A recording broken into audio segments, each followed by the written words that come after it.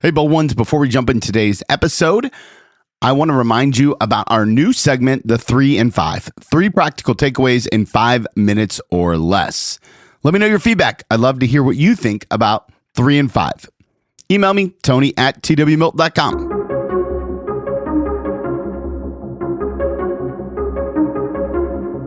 Hey, everybody. Welcome back to the Follow to Lead podcast, a Christian leaders podcast powered by EBEB Solutions. Energy benefits for every business. Go to EBEB Solutions today and hear how they can save you time and money with a free energy audit. Today on the podcast, Mary Marantz, her latest book, Underestimated. I love this conversation with Mary. She shares her journey from her rural upbringing in West Virginia to becoming a successful author and speaker.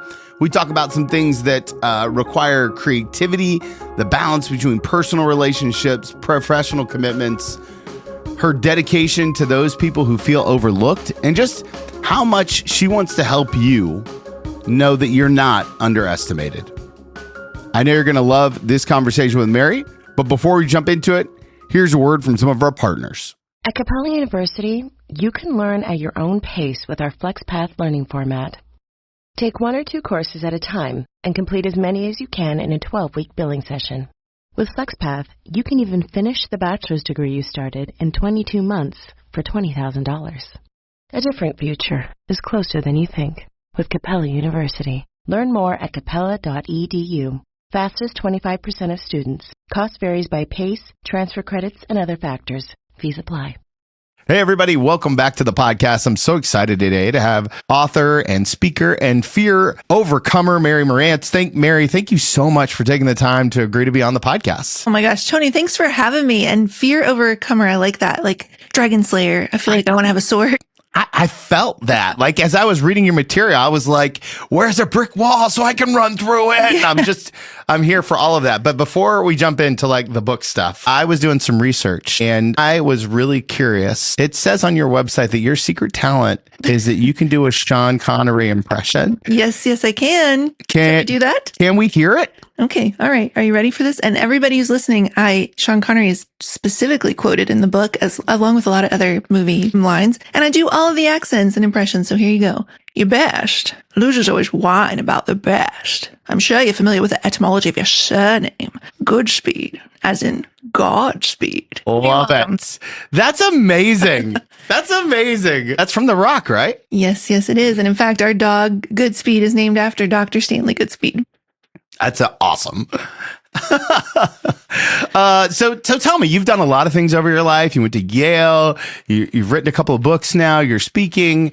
How would you describe the calling that God has placed on your life? Words, 100% words. Words and discernment. I think storyteller comes up a lot. That I was a photographer for 15 years, so that's an ongoing thread. I just did a fun IG live with my friend Kendall Mariah, and she said lens or pen storyteller. And I loved that. I love that so much. And Tony, I feel like it's been pretty clear through most of my life. I'd known I wanted to write a book since I was 5 years old. I finally got around to it when I was 40. So that's another thing we'll probably talk about. But I always really, really dreamed of having the gift of song. I always pictured myself like singing from a stage. And I have been very heartbroken in my younger years to tell you I didn't get a bit of song, but God made up for it with like 10 extra heapings of words. And a really cool thing that he's also given me, which I don't know if we talk a lot about. It's not like one of the gifts we typically think of, but I've been calling it kind of the gift of translation, where not only is he giving me words, but he's given those words, and this is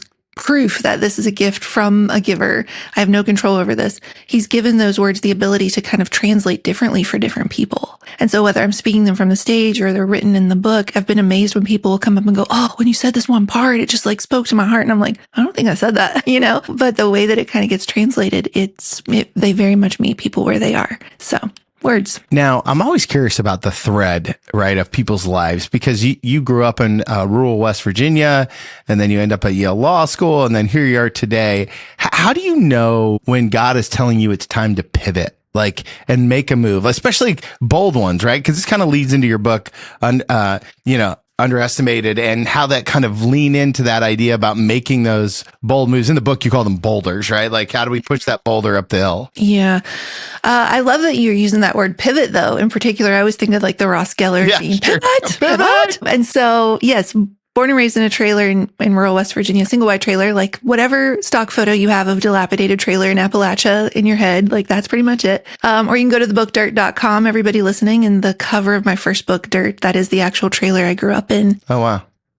Go on to Yale for law school. We could talk about that for years and the underdog complex that creates. And then just as I'm graduating, I end up turning down not one, but two 6-figure law firm offers in London and New York to start a photography business with my husband, Justin. And for me, Tony, a big part of that was my parents had sacrificed a lot so that their only daughter could have more. And a lot of times we think that more equals the safe, set, supposed to success path that we all sort of applaud. But for me, what became even more pressing was this urgency that I did not want to live a life of regret. And it was one of the first times when I felt this sort of inner bump in my spirit that I had to know and trust and recognize a vision over my life and where I was being called that only made sense to God and me and not to the outside world. Because I'm going to tell you, there were a lot of people, not a lot of people, but there was a handful of people in the I can only imagine.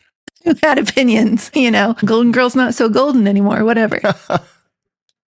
And that's how it's going to be. When you set out to do something that is not what's expected of you, that's not what's expected of most people in the world, I promise you that there are going to be people who have opinions and they're not going to understand it. They're not going to get it. They're not going to understand it when you begin to move. And Stephen Pressfield actually calls that in The War of Art, resistance recruits allies. That resistance is kind of inner work, but it will recruit the people closest to you to say things like, oh, you've changed. I don't even recognize you anymore. And 0.9% of people in this world, is my working scientific theory, do not have the ability to see a thing until it is done. There's a 0.01% of the population. These are the visionaries, the coaches, the fishers of men. They can look at somebody and see both who they are and who they are becoming, where they are and where they are headed, as clear as if that version of that person is standing right in front of them today. But 99.9% of people will not understand it until you've already done the thing. And so in those moments, I kind of tell myself this script, which is, that's okay. You'll meet them later. So I knew in my gut I was being called somewhere else. I did not want to live a life of regret. I did not want to live a life where I was,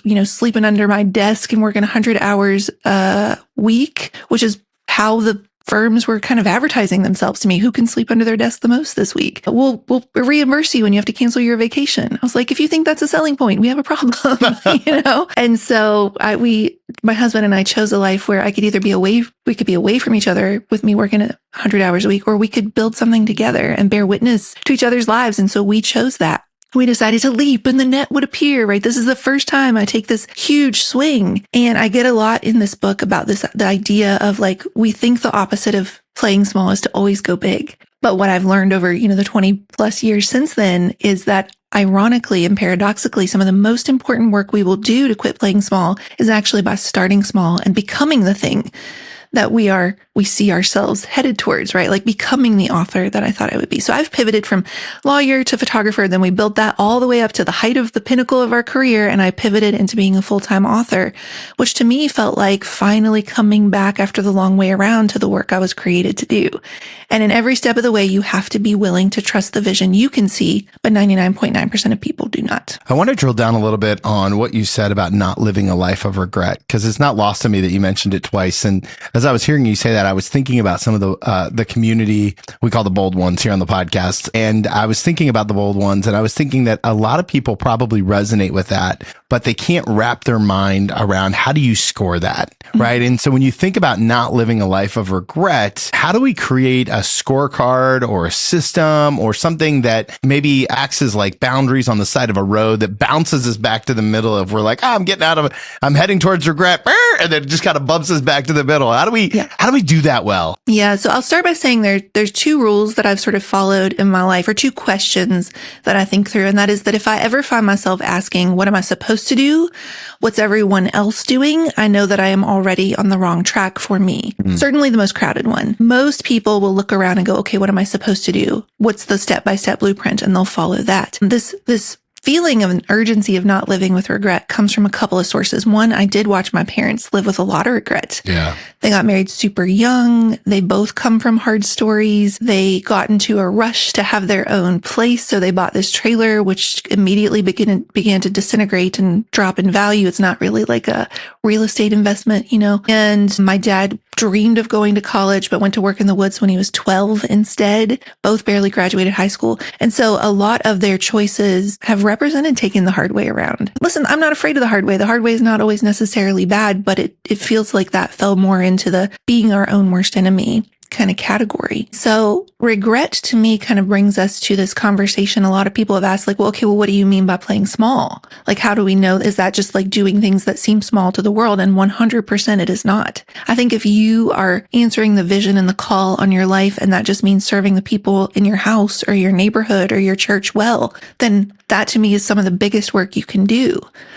Playing small is when you are doing things because it keeps you hiding in plain sight. It's when you are doing things because you know that you're feeling that bump in your spirit every day to go do something big, to do this, you know, work that's put on your life. And you keep putting it off because you're afraid of what other people will say, the criticism that would come. What if it's not any good? What if I'm disappointed? What if I get my heart broken? And another year goes by, the clock goes on ticking, and the world is worse for your absence. So for me, not living with regret is similar to the Irma Bombeck quote. Like when I get to heaven, I go, you know, come sliding into heaven. I hope I can say to God, I don't have a single bit of talent left. I used everything you gave me. Oh, that's beautifully stated.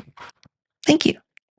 One of the things that I hear as I listen to you talk is this incredible self-awareness, you know, in the business world, we call it like the soft skills and like, and one of the things that we say around here a lot is that if you're not dedicated to your disciplines, you'll be destroyed by your distractions. Yeah. Woo, that's good. Thanks. And so I'm always curious when I listen to somebody who clearly has some handles on their mental health, their kind of spiritual walk. I mean, you're talking about nudges and all these things. What are some of your go-to drill down behaviors? What can we steal from you on a random Monday in April that would help us listen to that inner voice and keep us aware when we're playing small, when maybe we shouldn't be? What's coming up for me as you ask that question is another quote from another person, which is Pearl Buck, who I lived in West Virginia. We would drive past her homestead all the time. You know, it's a little sign that said the birthplace of Pearl S. Buck, Pulitzer Prize winner, Nobel Prize winner, wrote like 87 books. And I would see that sign at 5 years old and think, I feel like A, I'm going to be a writer. I don't even know if I knew the word author. And B, I'm going to do it in a way that brings honor to West Virginia. I feel like both of those things were spoken to me. And she has a quote that says, you will not always be motivated, so you must learn to be disciplined. And listen, from a woman who wrote 87 books, like she knew what she was talking about, right? Yeah. And so for me, it is that feeling of writing, for example, is not a motivation. Writing is not, the spirit has struck and, you know, inspiration has struck and I will go dump it down. Not whimsical, right? It is relentless, butt in the chair, day after day, discipline, this thankless long haul. You know, I say the ledge is long, lonely, dangerous work of putting in hours and days and weeks and months without a whole lot to show for it. And having that ability to still show up anyway, believing that the work itself guides the way and that the muscle memory and the putting in your reps is what's sort of building, even if you don't use any of those first round words, like it's paving the way to the words that you really use. So I would say the thing you need to do is that identity in many ways is an action verb. That's a noun actually, but we'll go with it. Like we become a writer when we write. Yeah. We become a speaker when we speak. And so when I am writing a book, it's 9:30 to 11:30 every morning. The walk in the afternoon is an active part of creation. We could talk about that and the limbic brain and the prefrontal cortex. And then it's again 4:30 to 6:30. I have learned when I am my most productive, and that becomes sacred ground. No, even the bird outside my window gets told to shut up. Nothing interferes with that time. And I push through that and I push through that. And I would say the thing that keeps me getting back up off the floor when I feel like I can't do it anymore is I hold a picture of the avatars of people I know in real life who are the most target reader for this work. And I think about how their lives are going to be changed by that book. So it's discipline and purpose. And it's doing that in the most practical way of repetitive times every day, putting that, you know, build the wall first, my friend Hannah Brencher says, meaning like do the work that's actually you're building first and then all of the maintenance stuff comes later. And it's when it gets tough, and it will, knowing the purpose that's going to keep you pushing through. When you're in those creative zones, I would imagine it can be a difficult or different season to, be married to you. How do you guys do that Send that question in?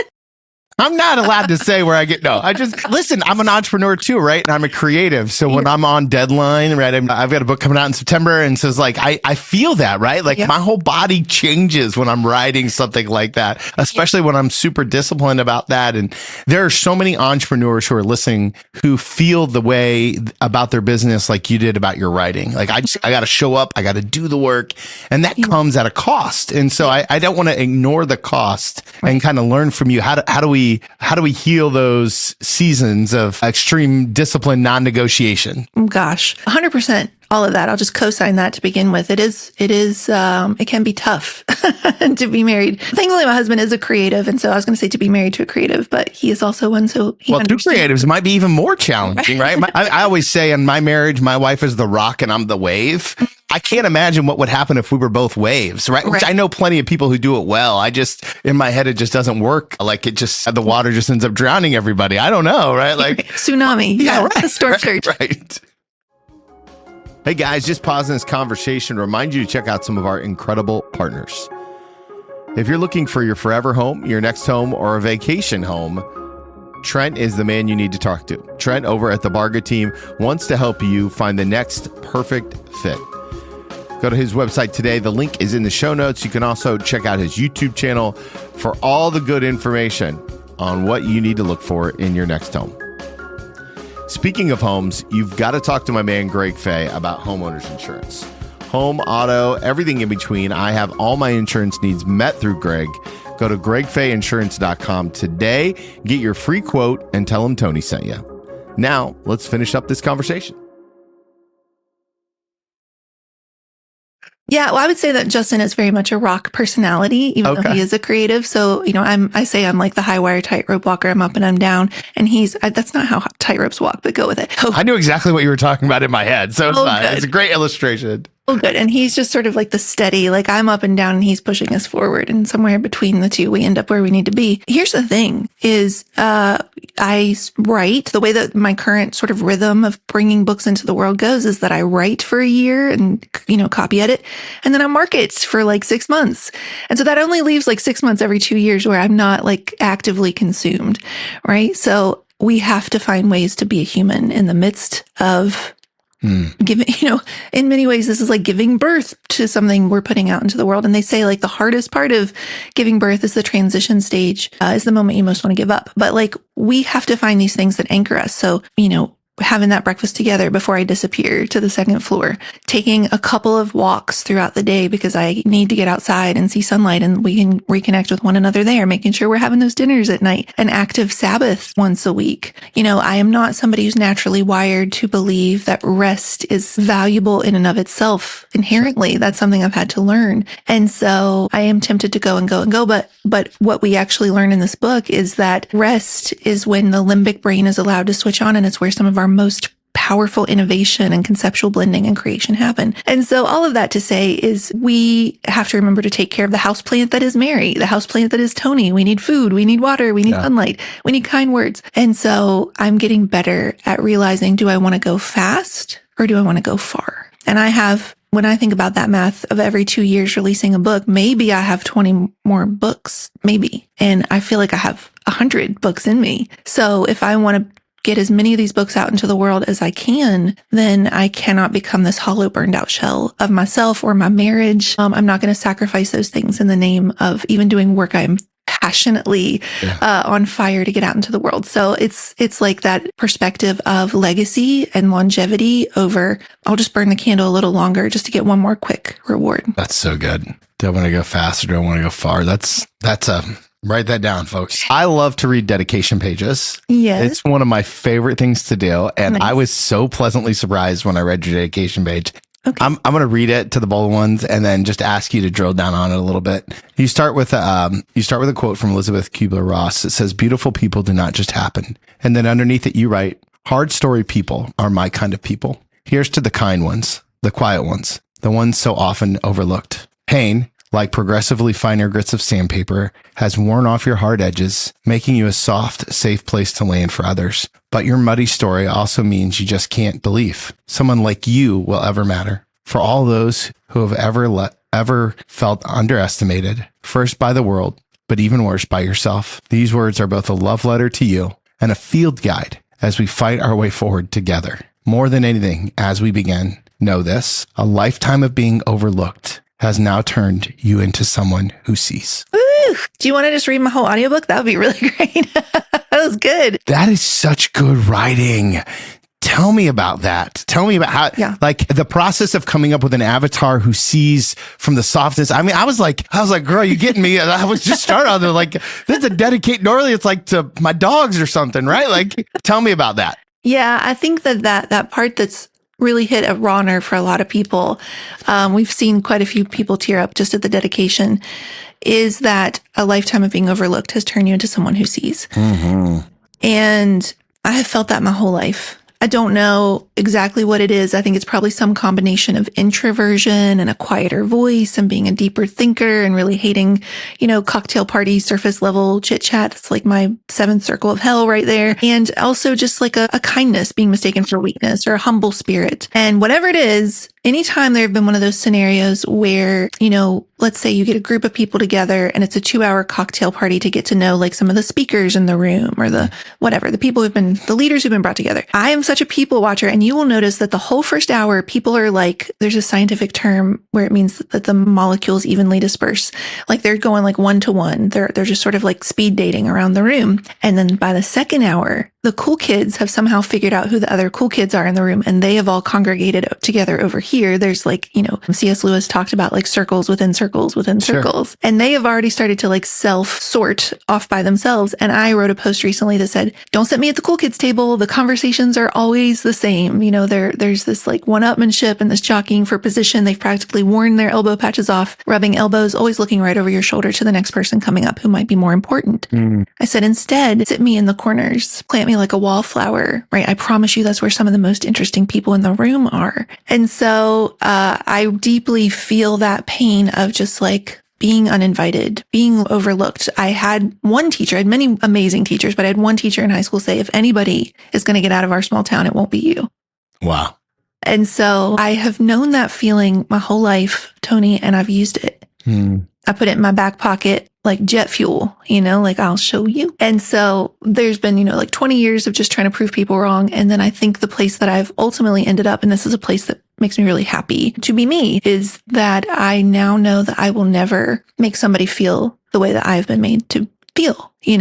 There's this idea of I wrote about looking both ways. Like we're all looking up at the people who have more followers, who are up ahead of us in the journey. If they would only see me, turn around and look at me, tap me on the forehead, tap me on the shoulder, tap to like that post, then I would have finally arrived. And yet if you followed up the chain, that person who won't give you the time of day is over here trying to get that person ahead of them to notice them. And so on up the chain. I'm guessing all the way to Oprah. I don't really know where it ends, but somebody is at the top. And the people who have felt that, and this is the golden rule, right? We treat others the way we would want to be treated, and the inverse. We refuse to treat others the way we have been treated, and it left a scar on our heart, is that we turn around and we're willing to look both ways. Because right now, believe it or not, as hard as it is to wrap your head around this, there are people looking at you like that right now. That if you would just turn around and see them, it would mean everything to them. So a lifetime of being overlooked turns us into people who see, because we would never want to make someone else feel the way that we felt. Yeah. Yeah.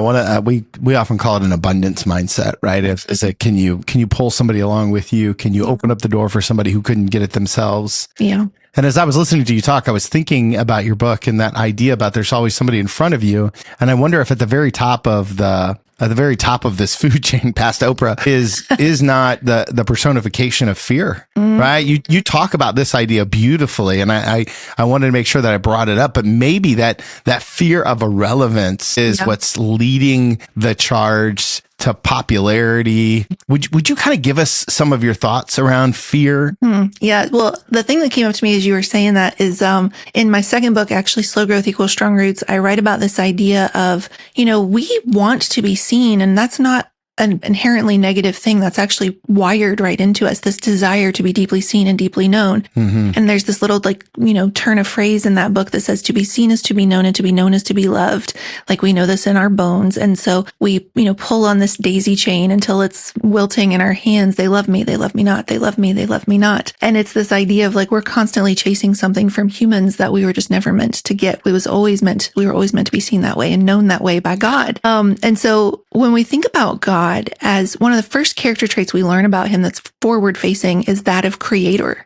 That's one of the very first things he does, right? Mm-hmm.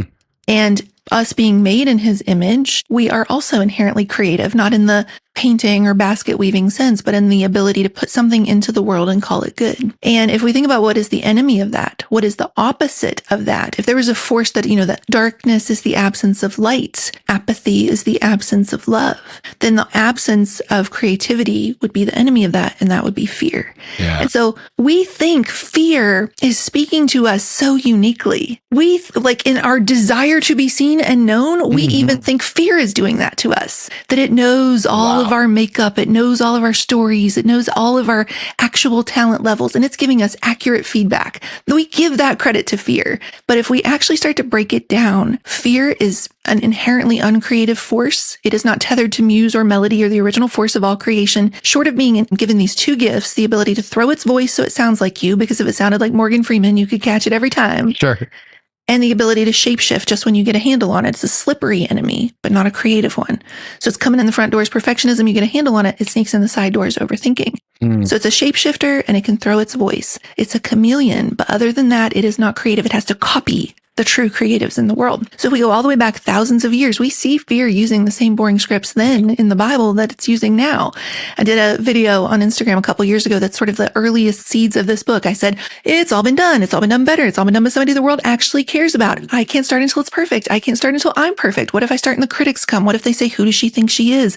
What if I fail and I prove all the people who said I'd never make it that they were right all along? What if I don't have the bandwidth? What if I can't stay consistent with it? What if there's like a time in the future when there's more money, more time, more focus, more energy? Maybe I should just wait until then. What if my voice doesn't really matter? What if I don't really matter? What if it's already too late? And it's like, check, right? But like the good news is there's not too much more to fear's repertoire. Like I go through chapter by chapter, each of the masks it puts on: perfectionism, procrastination, people pleasing, imposter syndrome, overthinking, even a fear of success. But I did a post recently, Tony, where I said, tell me the fear that's holding you back the most, and I'll tell you what page it's on in this book. Because I wanted people to know it's so predictable and boring that it's already accounted for in these pages. And once you do that, fear just becomes kind of like the annoying toddler in the room. It starts to lose all its power. Yeah, I actually have long held the belief that the enemy, right? If you prescribe to the thought of spiritual warfare, that there's an enemy out there in the world, that the enemy is not a creator, that only God can be the true creator. So the enemy, once you kind of get the realm of possibility, it generally kind of lands in a couple different camps. And outside of that, that's just really about it. Like that's it. It doesn't get any cuter than that. Right? Like it's just, that's the deal. Yeah. So you know what? I was just going to say, I did a post really quick. I'll just add this. I did a post that was like, it essentially said something to this was years ago. It said something to the effect of, another year going by and you're still saying the same excuses. As in parentheses, believe me, the people who love you most have already all heard them all. And that energy, it was much more articulate 3 years ago. I don't remember it right off the cuff, but that energy is the same energy here with fear, that if I can just get you to, like, aren't you that sick and tired feeling? Aren't you tired of hearing the same excuse come out of your mouth? Why now is not the best time to write that book or start that business or whatever. If I can get you as sick and tired of fear and its boring scripts, which I promise you are no more interesting or creative than the excuses coming out of your mouth, they're probably one and the same. If I can get you as tired of fear as you are of your own excuses, then the only way is forward. In Slow Growth, I talk about reaching this point of at last exhausted. We have run and run and run towards gold stars and achievements, believing that would finally make us feel enough. When you reach the point of at last exhausted, I guess nothing is ever going to make me feel like enough. No amount of external success. Now the good work can begin. It's the same thing with fear. Once you get so sick and tired of it, you're just bored of it. Now the good work can begin. Speaking of good work, I would be remiss if I did not talk about the cover of this book and all the Easter eggs that you put on there. Yes. I'm going to encourage people to go check you out on Instagram, and we'll link to that in the show notes. So don't tell us what the Easter eggs are. I want people to go earn it. They got to earn it. If you want an Easter egg, you got to earn it. But I am interested in the process. I as a writer, I find that's such a juxtaposition, like a switch to like a visual creative outlet. How did you decide that you were going to hide a bunch of Easter eggs on the cover? And then how'd you talk your publisher into it? Yeah, I think the Easter egg part came kind of, the visual, especially Easter egg, came kind of naturally with that photography background, you know? Yeah, I bet. Yeah. So, and if you look at the writing, so I'll show one Easter egg. Yeah, one's great. Right here, it's so subtle. I don't even know. Let's try together.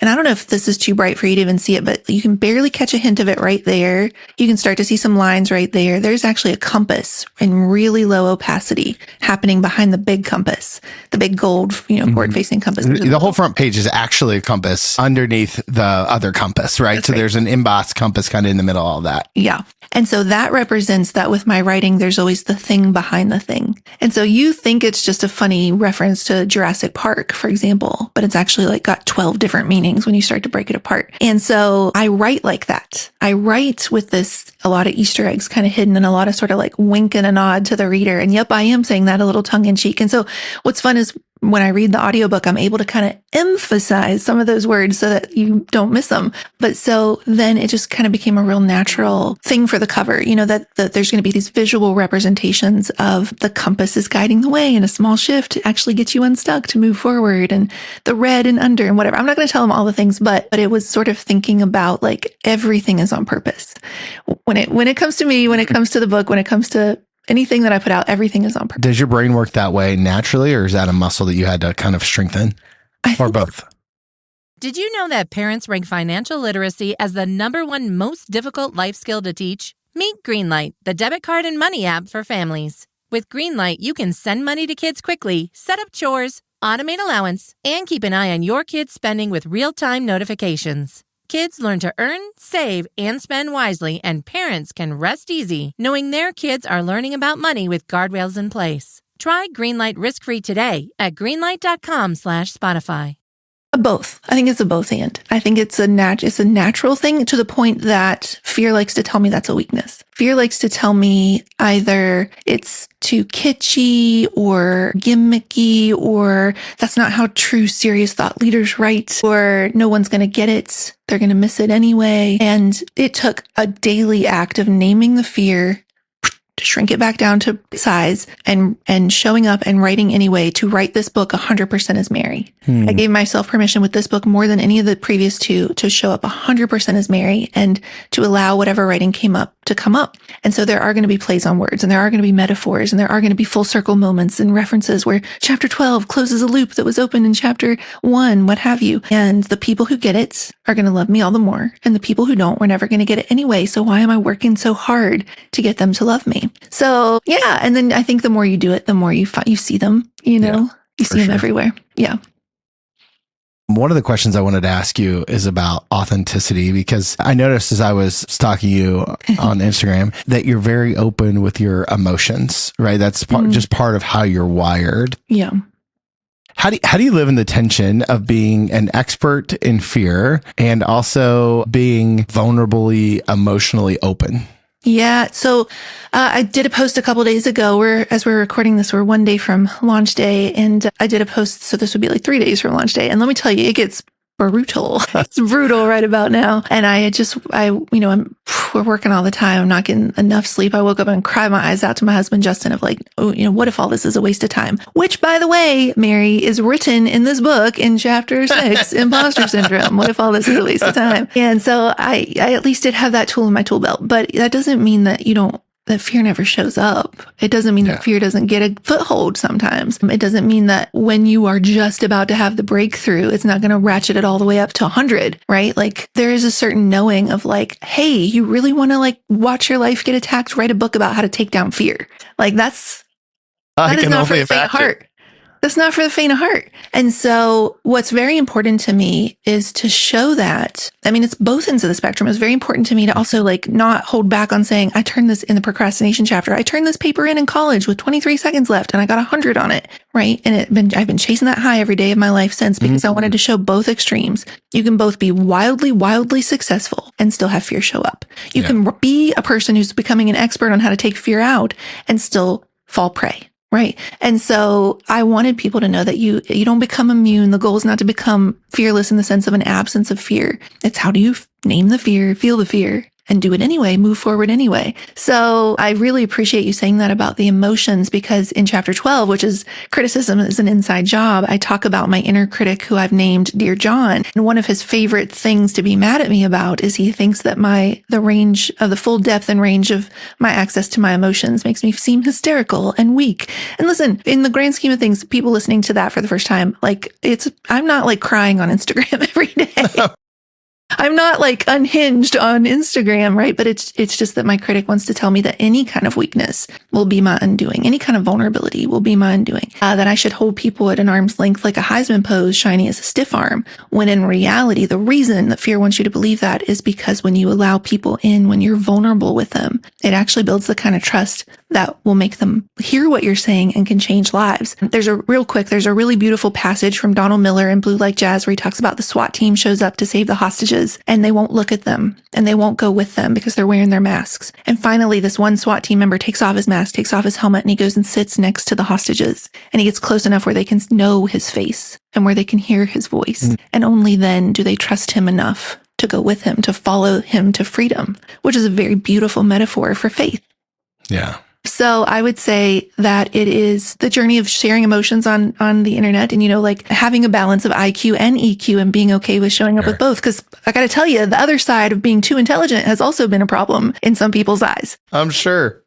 So being able to show up as both really comes down to the work of this book of knowing yourself and what is my identity and what is the work I was put here to do and what am I willing to do despite what people might have to say about it. So that's a really big answer for why I cried once on the internet. I loved it. I thought it was good. It's so good. And I think that there are leaders who need to hear that, because if we can't lead from both sides of our brain, so to speak, the IQ and the EQ, then we're not going to be holistic leaders. And Jesus models that for us, right? It's a great example. If he's the leadership model we're trying to base ourselves after, then we've got a really great example of vulnerability and courage. So that's really good. Okay, I have one more question for you, but before I ask it, I know that the bold ones are going to want to find you all over the interwebs. Where is the best place to learn all things Mary? Of course, we've referenced your Instagram about 1,000 times, so I'll definitely shoot a link to that in the show notes. But where else? Yeah, I'm going to point them to two fun things I think your people in particular will enjoy. One of them is in Slow Growth Equals Strong Roots. I actually introduced the 5 achiever types, and they all carry over into Underestimated as to where the achiever types get stuck playing small and how they get tripped up and how they can keep moving forward. And so we have the performer who's always on their toes. They need to show themselves, but also for sure other people how far they have come. And so I'm the classic performer. We have the contortionist who's the classic people pleaser. They contort because it is easier than to be criticized. The masquerader does a very tricky sleight of hand where they push other people into the spotlight, but only so no one notices them slinking back into dark corners. Our illusionist in the distance is our perfectionist who believes they can't begin until all the conditions to begin and they themselves are perfect. And our tightrope walker could care less who's clapping, but they need higher and higher death-defying feats to feel the same amount of good. And so if you go to achieverquiz.com or marymarantz.com/quiz, MARANTZ is how you spell my last name. Achieverquiz.com. The quiz takes like 2 minutes, 10 minutes if you overthink it. The questions are super light and easy. And then in true Mary form, we go super deep with the results. I'll tell you where you're getting tripped up playing small based on your type and how to move forward. So that's achieverquiz.com. And then if you go to namethefear.com, we have the whole entire first chapter up there that you can download and start reading today for free. Depending on when this airs or when any of the clips come out, if it's anytime between now and the end of launch week, we also have the entire audiobook as a bonus when you go ahead and order. So it's kind of like getting 2 books for the price of one, and I read it, which is super fun with the Sean Connery impressions. Yeah, and that's namethefear.com. And then at Mary Marantz on Instagram, come tell me what achiever type you are. I love that. So good. So many great resources out there. Thank you for being so generous. Yeah. Okay, last question I love to ask people is an advice question. I invite you to go back in time and give yourself one piece of advice, except I get to name the season of life that you're in. Okay. I want to take you back to your first day after Yale, right? And you're probably in the mix of trying really to decide what you're going to do. You're leaving one, you're making this huge pivot. Justin's in your life. You're doing all those things. If you could sit down knee to knee with that younger version of yourself, hold her hands and look her in the eye. What's the one thing that you're going to tell her about the journey she's going to go on? The first most important thing that's coming up for me is there's a reason you don't know all the steps in the staircase. And this too is a gift, because if you knew how beautiful it was going to get, you wouldn't believe it. But if you knew how hard it was also going to be, you would probably want to turn around and run. And the reason we are not told all the things that are going to happen is because the happening gradually over time, we are becoming the person who can stand in those shoes. We are becoming the person who's put in the reps, who's put in the time, who has built a good kind of calluses, the kind that allow us to do our work like a guitar player, not the kind that make us numb to other people. And that can only be developed over time. You can't rush it. You can't skip to the ending. You can't want to know how it all works out already, because if you got your way right now and you could write the entire story with a red pen edit of how you think it should go, you would miss out on all the best parts. There is a God who loves you, who has plans for you that are far, far bigger and better than you could ever wrap your mind around right now. So try to figure out how to enjoy it in the becoming, and ask yourself this question. Assume it all works out. Assume it all works out. And everything you're hoping for eventually comes true in one form or another. Assume it all works out. How would you prepare today as if you believed that was true? What would you do right now to get ready? And go do that work. Mary, Buy Apple. Buy Apple stock. Makes sense. Thank you. Thank you for being so generous with your time today. Thank you for your gift of words. Thank you for what you're doing to just keep pushing the kingdom forward, and just so excited to see what God does on this journey. Thank you so much, Tony. Hey, everybody. Welcome to the 3 in 5. 3 bold takeaways in 5 minutes or less. I'm so excited that you made it to the end of today's episode. Here's the first practical takeaway. We must recognize and disarm fear in the creative process, right? Fear often shows up in predictable ways, like procrastination or perfectionism. Naming it, calling it out, writing it down, sharing it with an accountability partner is one of the ways that we can disarm fear. And when you begin to recognize it and disarm it, it opens up creativity for a much bigger way. Number 2, discipline fuels creativity more than motivation. I love this. I live this. It's one of my favorite ideas. Discipline will fuel your creativity far more than motivation. If you only wait till you're motivated, you're going to be in big trouble. Discipline matters. Show up and let the creativity come as an outflow of the discipline. Number 3, your story matters, even the smallest of beginnings. Whether you feel overlooked or underestimated, your unique story has power. Embracing the vulnerability of your story and being seen is key to living a bold and faithful life. All right, here's your 3 in 5 one more time. Number 1, recognize and disarm fear in the creative process. Number 2, discipline fuels creativity more than motivation. And number 3, your story matters, even the smallest of beginnings. What a great conversation today with Mary. I'm so thankful for all of you who made it to the end of today's journey. I absolutely loved this conversation with her. I loved her heart. I love the way she talked about how fear is boring and uncreative. The personification of fear in this dialogue was so much fun.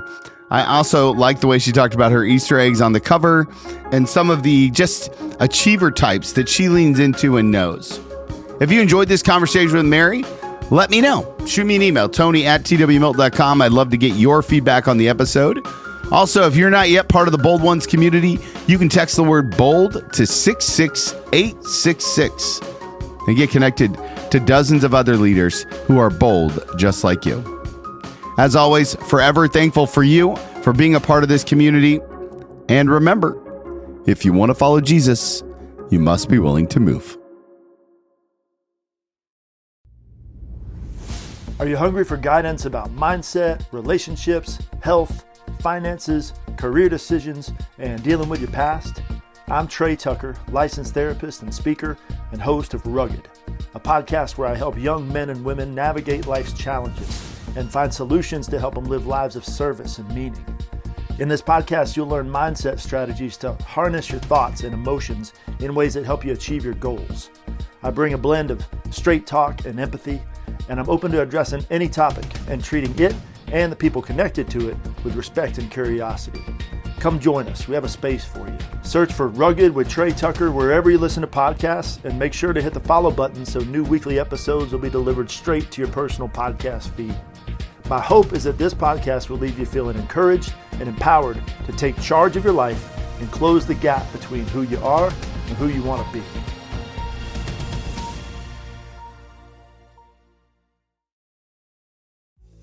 Hi, dear one. I'm Dr. Edie Wadsworth, your new favorite Christian life coach, and I want to invite you to the House of Joy podcast. If you're a woman over 40 or the daughter of one who wants to build a positive mindset, healthier habits, and thriving relationships, this is the show for you. We talk about personal growth, faith, resilience, and creating a life you're obsessed with. So if you're tired of feeling stuck and ready to step into more joy and purpose, come join us. Listen now wherever you get your podcast.